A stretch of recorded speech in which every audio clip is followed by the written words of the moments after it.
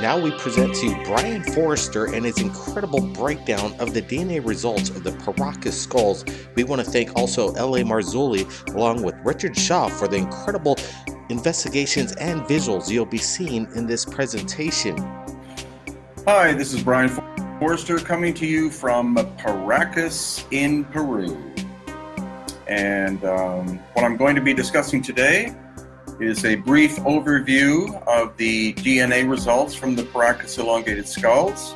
I can't give you the full results because the entire process cost $100,000. I promised that I would do this. This process began more than 5 years ago. I had no idea that it was going to be so time-consuming and expensive, but it was. But the results that we got are quite earth-shattering. Most people believe, or most academics believe, that all Native American people of North, Central, and South America crossed the Bering Land Bridge or their ancestors did, something like 12,000 years ago. And what these results are going to show you is that, in fact, there was another route. There was an ocean route across the Pacific Ocean. And these ancient people with elongated skulls arrived on the coast of Peru at the largest natural bay in Peru approximately 3,000 years ago, but that has to be finalized. Again, the academics make lots of statements about dates and times and things like that with no actual physical evidence. Very little carbon-14 testing and zero, basically, DNA testing has ever been done on the Paracas until this point. And what it's going to show you is that their origins were not those of the typical Native American person, because most Native American people's ancestors did cross the Bering Land Bridge. But the Paracas people have many anomalies which make them very different from Native Americans. The elongated skull is, of course, the most obvious aspect of this. So why don't I bring one of these people on so that you can see them? This is what we believe is a natural elongated skull of the Paracas people.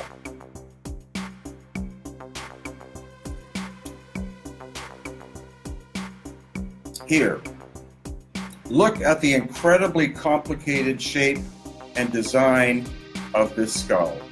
Sorry, I'm still getting used to doing this. But you see the shape. According to Ken, who's a friend of mine and is a radiologist, in order to create this shape by artificial cranial deformation would be impossible, because you would kill the child if you tried to create this shape. Some of the anomalies are the incredibly large eye sockets, the complete lack of any sagittal suture. There's supposed to be a suture line like this one, but there's none. So either that suture closed very early on or was never there. And that means that the pelvis of the mother would have to be different from a normal Homo sapiens sapiens.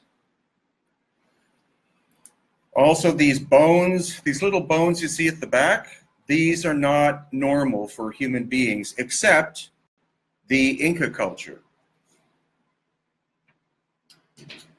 They're in fact called Inca bones, and what that tells us is that part of the ancestry of the famous Inca royalty was probably the Paracas people.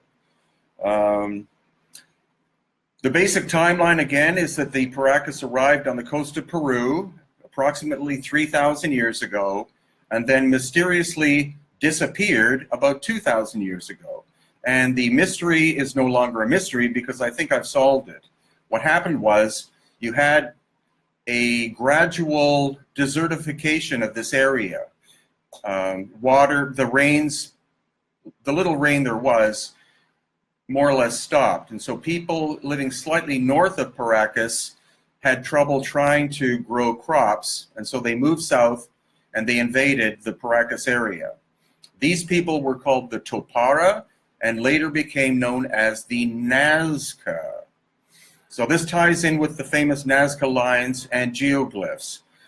The Nazca people created approximately 30 of the great geoglyphs, like the spider, the hummingbird, etc., between 100 AD and 600 AD, and then they had to abandon the area because of desertification. They actually destroyed their own environment. And what they did is they invaded the fertile Paracas area, and they killed off the royal Paracas people who had red hair, were very light-skinned, were relatively very tall, and had skulls like this. This one was DNA tested, but unfortunately, because the DNA is 2,000 plus years old, the results didn't come back with anything interesting to say. There was actually, the DNA was so heavily degraded that there was no result, but this skull will be retested once again, and hopefully we'll get results then. We were only able to get mitochondrial DNA results because getting nuclear DNA is very complicated and very expensive. But this is the overview of what the results of the testing was. 58 samples were sent out of Peru, and they were registered with the Ministry of Culture of Peru. This is a political process we had to go through in order to get this done, because you're not allowed to send anything pre-Columbian, whether it's a piece of pottery or human DNA or anything like that, out of the country without registering it with the government of Peru. So that was done, and the official archaeologist is Ruben Soto, who is an archaeologist of the Ica Museum, which is located about 1 hour south of where I'm presently sitting. So he started this process 3 years ago. 3 years is what it took to get the documentation registered to allow the group to come down from the United States and do the sampling, and then send the samples to 2 labs, actually 3.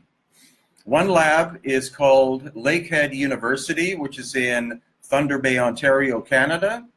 The other one is UCLA in California, and the third lab was Santa Cruz in California, another one of the University of California laboratories. Now, those are 3 of the top 10 in the world. There are only 10 laboratories in the world that can do ancient DNA testing. And being 2,000 to 3,000 years old, we're talking ancient DNA. So the best lab we had was and is Lakehead University in Ontario. They did not want to see photographs of the skulls. They wanted no information whatsoever except for the samples so that they could do a blind test. So if they didn't know what they were looking at, they would be very objective, and they were, and wonderful people. Then also the UCLA laboratory was very helpful, and the UC Santa Cruz was not helpful at all, and let me explain why. The 58 samples were sent, divided up into the different laboratories, and we got results from Thunder Bay and also from UCLA. 18 samples were supposedly sent to UC Santa Cruz, and after months and months and months of them having the samples, they wrote back and said, we were not able to get any DNA results, mitochondrial. Now, whether this is true, or maybe they found results that were very uncomfortable for them and they didn't want to send the results. This is quite common. You don't understand that science is supposed to be objective, but in a lot of cases, science is not objective whatsoever. If something doesn't fit a certain paradigm, they will ignore it. And that's what the academics have done all along as regards the Paracas culture. No academic, as far as I know, in the world is studying the Paracas culture. And that's why I took it on. Where did these elongated skulls come from? Why are they so anomalous? We've had multiple doctors, nurses, dentists, and other medical professionals look at the elongated skulls of Paracas, Peru, and all of them say, I don't know what I'm looking at because they did not study them or what they were looking at in medical school. They're completely anomalous. So here is a rough overview of what the results are. We got some results which stated that the DNA came from Native Americans, but as far as I can tell, that was 4 results out of 18. The other results were mixed, and so that's why it's taken me 2 days to try to figure out what kind of pattern is going on here with these ancient people. And the basic overview is this. There's a predominance of haplogroups U2E and also H, H1, H1A, and H2. Now, if you study the source of these haplogroups, where do you wind up on the planet? In Peru? No. In South America? No. In the Americas? No. The Caspian and Black Sea area, what we call the Caucasus. Again, look at the characteristics. Light skin, red hair, in some cases blonde hair. The source of red hair is not Ireland or Scotland or Scandinavia. It's the area of Iran, Iraq, and the Caucasus Mountains. So this is going to completely unhinge a lot of academics, but that's their problem. I've been at this for 8 years. I've had to hold on until these results came out, and finally we have them. So again, we have a predominance of what's called U2E and H, H1, H2. The source point of that is in the Caucasus Mountains area. So what would the migration pattern be? It wouldn't be people walking eastward all across Asia to get to the Bering Land Bridge, which wouldn't have existed 3,000 years ago, cross over and walk all the way down from Alaska to Peru. Obviously, these people traveled by the ocean. And how did they accomplish that? Well, the actual pattern is pretty obvious. And this is how it worked. If you try to travel west in order to escape, my theory is that what happened was that the Paracas were a subspecies of humanity. They were very peaceful, calm people, and they were under attack by an invading force or culture of some kind. And so in order to not be eradicated from the planet, they had to escape. If they traveled westward into Turkey and places like that, they would encounter very powerful cultures. It would be difficult to get to the Mediterranean and thereby escape into the Atlantic. So they simply, as far as I can tell, went south. They all said that the anomalies of the skulls themselves, and only those that appear natural, which are about 4%.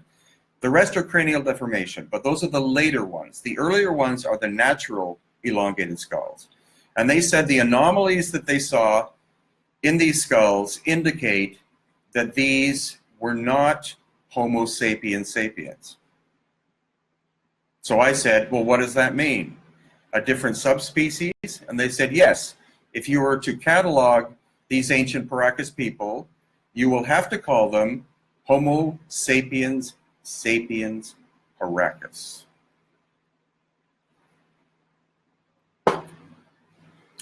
So Ruben, the archaeologist in Ica, Peru, has the results. The question is, will he publish them? Because again, anomalies like this, academics tend to try to hide the results, or they try to manipulate the results. But the great thing is he has the results, and he will either publish them or not publish them for other academics. But if he doesn't publish them, it doesn't matter, because I have the results, L.A. Marzulli has the results, and the other team members have the results, and we will all publish this information for all of you.